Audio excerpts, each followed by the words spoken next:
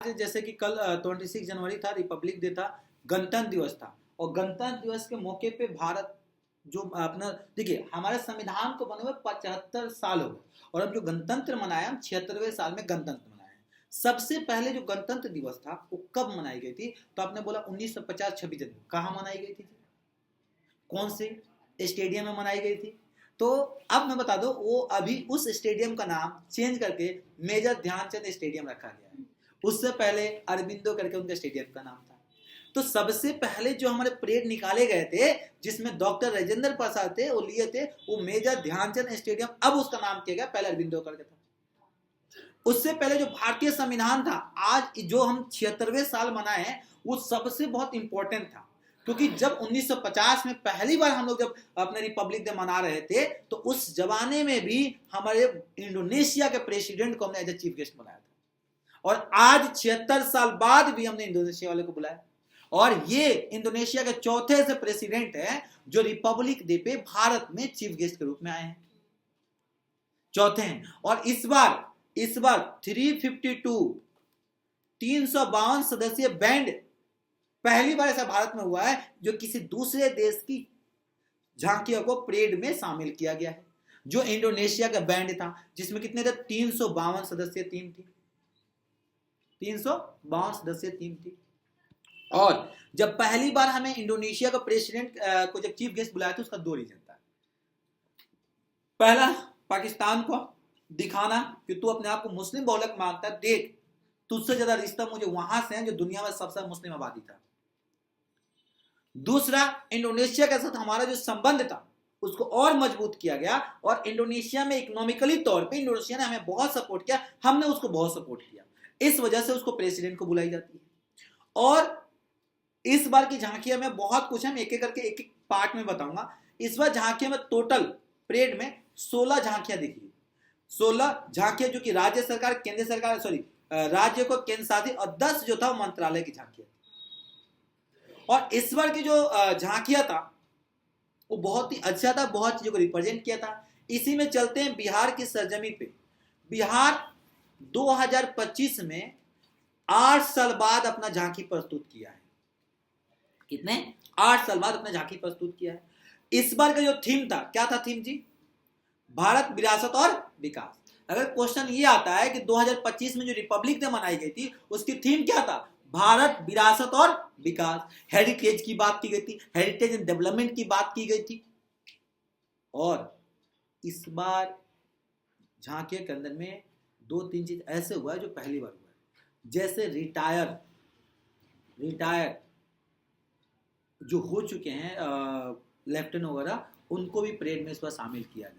आप देखे होंगे परेड में उसको, जो परेड में जो था, जो बैंड हुआ था, उसके एक अलग से मैं आपको वीडियो दे दूंगा। ये सिर्फ बात झांकियों के बारे में डिस्कस करेंगे। सबसे पहले आपके सामने आ रहा दिल्ली, ठीक है। ये जो लिया गया है आपका थीम, वो दिल्ली से लिया, दूरदर्शन से न्यूज से लिया गया, और ये लाइव के वहां से लिया गया। तो ऐसा नहीं कि कोई कॉपीराइट आया तो मैं डाल दिया कहाँ का सीन है, ठीक है। दिल्ली का जो थीम था गुणवत्ता शिक्षा। अगर क्वेश्चन ये पूछता है कि जो दिल्ली का, अगर क्वेश्चन ये पूछा रिपब्लिक का थीम क्या था, तो आप बोलोगे भारत, विरासत और विकास। अगर क्वेश्चन ये पूछता है कि दिल्ली की जो झांकी था उस झांकियों का थीम क्या है, तो गुणवत्ता शिक्षा की झांकी से गुणवत्ता शिक्षा को दर्शाया गया जो शहर में प्राथमिकता और उपचार को दर्शाता है। अब मतलब ये देखें, जो दिल्ली की झांकी था इसमें बहुत चीजें हैं। ये जो चीजें दिखाई गई, जो दिल्ली में एक्सीलेंस अब स्कूल बना है, उस स्कूल में दिखाया गया, जो स्कूल को मॉडर्न किया गया है। दूसरी चीज, दिल्ली की जो शिक्षा है उसकी इसमें शो की गई है। तीसरी चीज, जो दिल्ली के अंदर में रोबोटिक या एआई का यूज किया जा रहा विज्ञान के तौर में, साइंस में, उसको दिखाया गया है। दिल्ली के अंदर में जो भी दिल्ली सरकार अपने एजुकेशन पे वर्क कर रही है उस सारी चीजों को दिखाया गया है। मेजर कहने का मकसद ये था कि जो इस बार दिल्ली की झांकियां थी वो बिल्कुल आपको शिक्षा को लेकर अपना उत्सुकता और उसको प्रस्तुत की है। दूसरी झांकियां में देखने की मिली थी आपका उत्तर प्रदेश, ठीक है, जो कि उत्तर प्रदेश से भारत के एक प्रधानमंत्री चौधरी चरण सिंह जी थे, उत्तर प्रदेश से ताल्लुक रखते थे। और बहुत ऐसे प्रेसिडेंट, बहुत ऐसे हमारे पीएम भी हैं जो उत्तर प्रदेश से ताल्लुक है। उत्तर प्रदेश में आपको पता है कि प्रयागराज में महाकुंभ लगा है, महाकुंभ लगा है। जो महाकुंभ इसलिए बोला जा रहा है कि 144 साल बाद आया है। आप सभी को पता है कि कुंभ जो आता है वो 12 साल पे एक बार आता है, जो तीनों नदियों का संगम पर लगता है। कुंभ की परंपराएं बहुत है। लोग ये मानते हैं कि कुंभ में नहाने से हमारा पाप धुल जाएगा। इसकी बहुत सारे लोगों की आस्थाएं हैं और ये चीज जो होती है लोगों की आस्था से जुड़ी हुई। तो जब आस्था से जुड़ी हुई इसको महाकुंभ इसलिए बोला जा रहा है कि यह कुंभ, जैसे एक कुंभ 12 साल पे लगता है और ये कुंभ 12 बार लगा, ये 12वां कुंभ है, तो मतलब ये 144 साल बाद आया। और इस बार कुछ धर्मों को, ग्रंथों के हिसाब से बहुत बड़ा इसको कुंभ माना जा रहा है। जैसे आप देख रहे हैं कि कुंभ में 27 फरवरी से लेकर 27 जनवरी से लेकर 2 फरवरी तक कुंभ के अंदर में ड्रोन शो होने वाला, ये भी ध्यान रखिएगा। 27 जनवरी से लेकर 2 फरवरी तक कुंभ के अंदर में ड्रोन शो होने वाला है। तो इस बार की जो झांकियां थी उत्तर प्रदेश की, वो कुंभ की, प्रयागराज में जो कुंभ मेला लगा हुआ उसको प्रस्तुत कर रहे थे। हाँ जी, इसमें जो बाबा लोग होते हैं, जो साधु संत होते हैं, ये साधु संत अपनी साधना कर रहे हैं। ठीक है, देखिए 2025 महाकुंभ भारत की विरासत और विकास, उत्तर प्रदेश की झांकी ने महाकुंभ 2025 के माध्यम से राज्य की संस्कृत विरासत को विकास कर दिया। मतलब ये जो है पिछले बार किस पे बना था, ये राम मंदिर का था, इस बार किस पे जिया, कुंभ के ऊपर है। क्योंकि भारत की अपनी संस्कृति और विकास को प्रस्तुत कर रहा है कि मतलब भारत में कुंभ लगा है। कुंभ कहां लगा है भैया? प्रयागराज में लगा है, संगम पे लगा है। कितने नदियों का संगम है? 3, गंगा यमुना सरस्वती। और वहां पे देखिए कुदरत का लीला, तीनों नदी आपस में मिलती है लेकिन तीनों का पानी आपस में मिक्स नहीं होता, तीनों का पानी अलग अलग है। क्योंकि गंगा, जमुना, सरस्वती, ये तीनों नदियों को लेकर बनारस के कवि ने, बहुत बड़े बड़े कवि ने बहुत सी चीज पे लिखा होगा, आपने देखा होगा। लेकिन इस बार का जो थीम था वो उत्तर प्रदेश का महाकुंभ को दर्शाया गया था। अगला हम चलते हैं थोड़ा सा गोवा। अरे भाई, गोवा तो सब ज्यादा चाहते हैं घूमने, और इस बार गोवा ने दिखा दिया। गोवा का थीम था गोवा की संस्कृति विरासत। गोवा की झांकी राज्यों की संस्कृति धरोहर का प्रदर्शित। इसमें से गोवा की लोक नृत्य, कला और संगीत की झलक दिखाई गई। मतलब जो गोवा की कल्चर था, जो डांस था और जो गोवा की संगीत था, इन सब चीजों को दिखाया गया। और देखो यहाँ पे हवेली मच्छी भी है, गोवा के बीच को भी दिखाया गया, वहाँ की क्या कल्चर है उस कल्चर को प्रस्तुत किया गया। तो बेसिकली जो गोवा था इस बार अपनी किसी को लेकर संस्कृति को रिप्रेजेंट किया है, जिसमें लोक नृत्य, कला, संगीत झलक दिखाई दी। और वहाँ की जो बीज था, जो हर लोग गोवा को देख कर लुभाते हैं, उस चीज को भी गोवा में रिप्रेजेंट किया गया था। इसी बात पे गोवा की राजधानी कहाँ है? पणजी। चलिए आप कमेंट कर बताएं भारत का कौन सा राज्य गोवा? गोवा है भारत का सबसे छोटा राज्य, गोवा है। गोवा के अंदर में सबसे कम डेंसिटी वाला, सबसे कम पॉपुलेशन वाला राज्य है। अब चलते हैं भैया चंडीगढ़। और चंडीगढ़ आपको बता दूं कि यूटी है, यूनियन टेरिटरी है, केंद्र शासित प्रदेश है। और चंडीगढ़ 2 राज्यों की कैपिटल है, पंजाब और हरियाणा। तो चंडीगढ़ क्या है? इसका क्या था थीम? The city beautiful. इसका थीम क्या था? The city beautiful. चंडीगढ़ विरासत, नौचार और स्थिरता का सामाजिक मिश्रण है।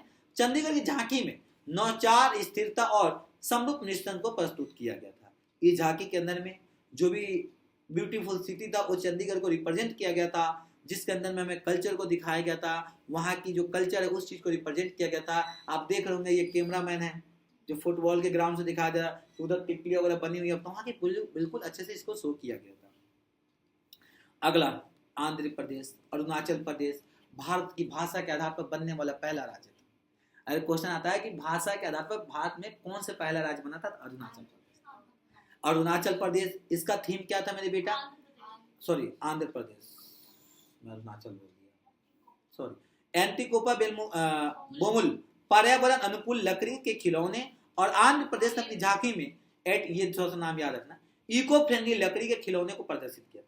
मतलब सिल्वर, वहां की जो दिखाया था आर्ट एंड कल्चर को दिखाया था, जो इको फ्रेंडली जो लकड़ी है उससे जो खिलौने थे उस प्रस्तुत करके। देखो श्री गणेश जी को बनाया गया है, यहाँ पे बच्चों लोग के लकड़ी के खिलौने बनाए गए, श्री गणेश जी हैं। तो इस तरह से मतलब ये एक तरह से देखा जाए तो लकड़ी का जो काट के जो प्रतीक था वो पर्यावरण को संरक्षण के प्रतीक दिखाया था, शिल्प कला को रिप्रेजेंट किया था, ये जो अरुणाचल आंध्र प्रदेश। अगला पंजाब। देखिए पंजाब आपको पता है शुरू से ही कृषि के लेकर फोर्स करता है, और इस बार पंजाब के अंदर में सूफी संत को दर्शाया गया है। जो पंजाब में जो सूफी संत या जो बांग्ला सॉरी जो सिख धर्म के होते हैं ना बाबा लोग, उनको रिप्रेजेंट किया गया है।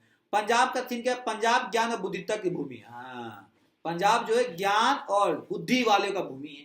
ठीक है, पंजाब की झांकी राज्य में ज्ञान और बुद्धि को भूमि का देखो, मतलब किसकी बात कर रहा है? ज्ञान और बुद्धि विवेक की बात कर रहा है। इसमें पंजाब की शिक्षा और संस्कृति और परंपराओं को ध्यान में केंद्रित किया है। मतलब शिक्षा की बात की गई है, यहाँ की जो परंपराएं संस्कृति की बात की गई है, यहाँ की सूफियों के बारे में बात की गई है, यहाँ के जो गुरुद्वारा बाबा लोग होते हैं उनके ऊपर बात की गई है। तो इस चीजों को रिप्रेजेंट किया गया और हमारे देश की आन बान शान किसानों को लेकर रिप्रेजेंट किया गया, क्योंकि आपको पता है कि पंजाब के अंदर में बहुत सारे किसान हैं, तो इन सब चीजों को किसानों को प्रेजेंट किया गया पंजाब के थीम में। अगला आता है मेरे बेटा पश्चिम बंगाल। पश्चिम बंगाल माँ दुर्गे की आपको तस्वीर दिख रहा था सबसे पहले। इसमें लक्ष्मी भंडार लोक प्रसार कल्प है, बंगाल के जीवन सशक्त बनाना, आत्मनिर्भर बनाना, और पश्चिम बंगाल की झांकी में लक्ष्मी भंडार लोक प्रसार का आधारित थी, आत्मनिर्भर और संस्कृति। मतलब इसमें लक्ष्मी भंडार को थीम लिया गया था, लोक प्रसार किया गया था, और इसमें एक पुराना सा किला है उसको लेके रिप्रेजेंट किया गया था, और वहां की जो बंगाल की कल्चर था उस कल्चर के ऊपर दिखाया गया था। आप गौर करेंगे, अगर गौर से जाकर देखेंगे इसको, तो इस पे सभी पे कहीं ना कहीं उस कल्चर को, आर्ट को दिखाया गया है। ये कोई ऐसी नहीं, इस पे गौर के साफ नहीं दिख रहा होगा आप लोग को, लेकिन आप इस पे देखेंगे जाके गूगल करके तो उसको दिखेगा। अगला आता अपना बिहार। बिहार खेला हो बे नहीं, पश्चिम बंगाल में खेला हो बे। बिहार, बिहार जो है इस बार नालंदा विश्वविद्यालय, बिहार की झांकी में स्वाधीनता भारत विरासत विकास थीम के अंतर्गत नालंदा विश्वविद्यालय को महिमा प्रदर्शन किया था। ये नालंदा विश्वविद्यालय सबसे पुराना विश्वविद्यालयों में से एक है, और इसकी इतिहास आज से नहीं बहुत साल पहले। ये तो अलग है कि कुछ राजाओं ने इसको बर्बाद कर दिया, और इसमें ये चीज को दिखाया गया कि जो भगवान बुद्ध है, गौतम बुद्ध जिनका बचपन का नाम सिद्धार्थ हुआ करता था, उनकी ज्ञान जिस पेड़ से प्राप्ति हुई है उस ज्ञान की प्राप्ति को भी जिक्र किया। और ये नालंदा विश्वविद्यालय की पूरी रिप्रेजेंटेशन की गई है कि नालंदा विश्वविद्यालय के पूरी झांकियों में रिप्रेजेंट किया गया है, और भगवान बुद्ध के बारे में भी बताया गया था कि जो भगवान बुद्ध थे वो पेड़ के नीचे अपना ज्ञान कैसे अर्जित, उस चीजों को रिप्रेजेंट किया था बिहार में। अगला लल्ला त्रिपुरा। देखिए त्रिपुरा का जो इस वक्त की झांकियां थी, इसमें क्या था कि अनंत सदा, त्रिपुरा में 14 देवताओं की पूजा, जिसको खींची पूजा बोलते हैं, झांकी में खर्ची पूजा के माध्यम से, हाँ मतलब इसमें 14 देवताओं की पूजा होती है, 14 भगवान होते हैं उनकी पूजा होती है। इसमें संस्कृति और परंपराओं को दिखाया गया है, जो कि यहाँ पे देखो लिखा हुआ इंग्लिश में, ट्राइब वर्शिप ऑफ द 40 देवता। इसमें जो उनकी भगवान 14 देवताओं थे, उन देवताओं धार्मिक, इसका कहने का मकसद ये कि धर्म से रिलेटेड था, कि धार्मिक झांकी रिप्रेजेंट किया था, जो वहां की पूजा कल्चर है उस कल्चर को इन्होंने बताया था त्रिपुरा में। ये देखो कर्नाटका, ये तो अपना वही मंदिर है जो एक अलग ही, ठीक है, हाँ ठीक है, शिल्प उद्गम का स्थल में कर्नाटक की झांकी में लकुंडी की पत्थर से शिल्पकार को दिखाया गया, ये ऐतिहासिक धरोहर को दर्शाता है। ये एक ऐसा मंदिर है जो कि किससे बना बता, लकड़कुंडी की पत्थर से स्पेशल बनाया गया है, इस चीज को इसने रिप्रेजेंट किया है। बाकी इस मंदिर के बारे में पूरा एक अलग से मैं एक्सप्लेनेशन डालूंगा, इसमें किसकी पूजा है, किसने बनवाया था, क्या है नहीं है, ये पूरा अलग से बनाऊंगा। इस बार कुछ झांकी ऐसी थी जो धार्मिक था। ये देखो दादर नागर हवेलियन, आपको पता है कि 2 यूटी को जोड़ के एक यूटी बनाया गया है, यही था। देखिए कुकड़ी मेमोरियल के साथ दमन एंड एवियर बर्ड पार्क, भारतीय नौसेना बहादुर नाविक को सांद्री को झांकी को दमन एयरवियरी बर्ड पार्क में कुक्रिक मेमोरियल को दिखाया गया। यह भारतीय नौसेना के वीर नाविकों को श्रद्धांजलि थी। क्वेश्चन देखिए इसमें से आएगा, ये पूछेगा किस राज्य या किस केंद्र शासित प्रदेश की झांकियों में भारतीय नौसेना वीरों को, नाविकों को श्रद्धांजलि दी गई थी। तो ये पहला ऐसा किसी केंद्र शासित प्रदेश की झांकी आया जिसमें हमें भारत के नौजवान शहीद जो नौसेना में शहीद हुए हैं उनको इस चीज को दर्शाया गया था, और वहां की जो बर्ड पार्क था उस पार्क को, उस कल्चर को भी दर्शाया गया था। ठीक है, तो यहाँ पे बेसिकली नेवी वाले को थोड़ा सा प्रेफरेंस दिया गया, उसको दिखाया गया, नेवी नावी। ये देखिए उत्तराखंड जो अपना हमेशा धार्मिक चीजों को लेके आगे रहता है, तो उत्तराखंड संस्कृति विरासत साहित्य खेल है। उत्तराखंड झांकी में संस्कृति धरोहर, रोमांचकारी खेलों को दिखाया गया, राज्य की प्राकृतिक सुंदरता, पर्यटन को उजागर किया।